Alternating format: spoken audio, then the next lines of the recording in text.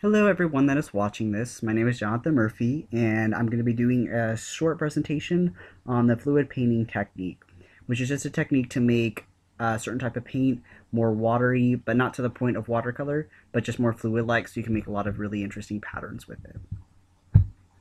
So my first slide, it just shows you different places to gather the materials for this project. Um, Different places that I am familiar with are Michael's Arts and Crafts and Joann's. Walmart can also be used. Fred Meyer, any big stores like that can be a place to gather the materials. But Michael's Arts and Crafts and Joann's, any craft stores more specific to those type of materials, generally holds or have the materials there that you will really need. The materials that you're going to want to look for are, you're going to have water at home probably. Acrylic paint, you could use oil paint as well, but you want to use an oil-based solution then instead of water. Otherwise, the oil paint and water will react, and you don't want that to happen. Brushes, generally cheap ones. In general, just cheap materials, since this is your first time probably doing this, so you don't want to spend too much on it. Usually under $6, since you'll, like I said, most be likely be disposing of them afterwards too, because you'll get a lot of paint on them. Mod Podge, the gloss kind. Clear glue, you want to again keep using cheap materials. Plastic cups, garbage bags, newspaper, or something to do everything on to not make a mess. And then a pre-made canvas, or you can build one yourself, but that's a whole different story. So that's just a picture of everything that I specifically use for the demonstration that I'll be showing. The only thing in there that I didn't talk about was highlighters, which I didn't use, but you could use to make a more vibrant color. In the setup, go to a place where no one will disturb you. You want to make sure that there's no carpet there. Of course, you could have carpet. You just want to definitely make sure everything is covered up so that you don't get the paint concoction on everything, because it is very hard to clean up. Plastic bag, newspaper, etc., like I was talking about, where you put the canvas over that so you don't make a mess. And then the paint concoction is about 2/7 paint, 3/7 Mod Podge, and 2/7 glue, and then you add just a little bit of water. When setting up, a few things to keep in mind are all colors should go in different plastic cups. So that's pretty obvious. Mod Podge will make colors lighter, so you want to make sure that you add more paint to it. So if you have a red and you add Mod Podge, it might make it pink. So make sure to add more red, or add some brown to it, and it will make it a lot darker. Also, you want to keep in mind that the Mod Podge dries clear. So add white paint to the Mod Podge to make sure that it's not a dry clear color when you want white in it. Also, the materials smell bad, so you could wear a mask or you could light a candle or something like that. And think about how much of each color you want. You don't want to end up wasting too much. So that's how everything looks once it gets mixed together. So when you begin painting, what I do is I pour the darkest or lightest color on first. So since I had a black canvas, I pour the white color on. You want to spread around the canvas, and remember, you don't have to spread it all over. I generally just keep it on one section of it, the middle, the sides, not all over it though, but you can do that. And then you just start adding your colors and start spreading it out. So again, I had yellow, so now I have orange, and then the pour technique is what I do. So you can see in that bottom picture with the red, that's how I end up pouring it on there with the plastic cups.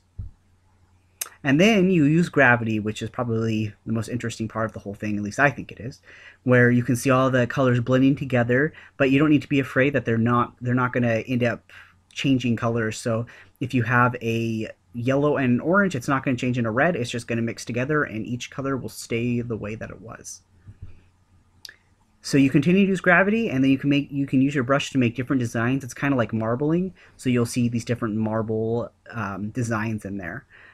And then another technique that you can use is flicking. So you can get the brush and then just kind of, I'll show you in the very end of the slideshow what I mean by that. But you can just use your brush to kind of flick the paint onto different portions of the canvas. And that is basically how you do it. Once you start finishing it up, you'll start getting an idea of how you want it to look in the end. You can see that was my finished project. Going from that slide to this slide, you can see that I changed a lot, but I just developed an idea and I just went with it, and that's exactly what I wanted it to look like.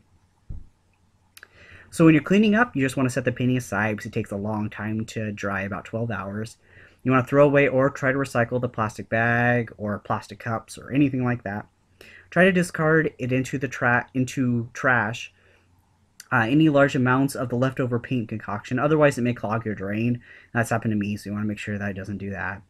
And then, like I said, with the plastic cups, you can either recycle them or try to rinse them in hot water so you can reuse them later.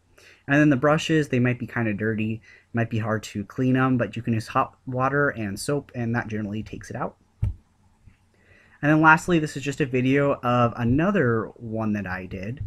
It's a sped up version. It was about 20 minutes, and it's down into about a minute and a half. So you can just see that I had two colors there. I started with the darkest and went to the lightest just because I think it's the best idea to, since it's white canvas, to put the darkest color on first. So yeah, there's the flicking technique right there that I was talking about, where you just put a color on there and then you just use the brush to kind of flick it around. That's the marble technique, where you just kind of move it all around to get that different designs in there. There's the flicking again. And so those are the four colors that I had. And you can see that they're not blending in together at all because they're so the materials in there don't blend together. That's what keeps it from that. That's why this technique to me is really, really interesting. It's a very simple thing that almost anybody can do as long as you follow the steps that I was talking about. And you just keep adding as much color as you want, as many layers as you want. Once it dries, you can go ahead and do more layers if you wanted to, just so it becomes thicker and comes out off the canvas a little bit more. One layer is fine. It still creates the same look as it did when you did it, as long as it dries for 12 hours, but you can add as many layers as you want.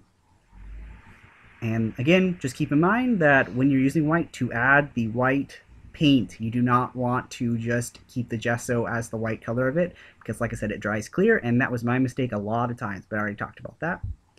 So that is it, and thanks for watching, and I hope you learn how to do this technique. And again, just remember, it's a very easy thing that as long as you have the materials, you can do in anywhere from, like I said, 20 minutes it took me to do that one, to 2 hours, 3 hours, 5 hours, however long you wanted to do it. But it's not a very long technique to do or to learn either.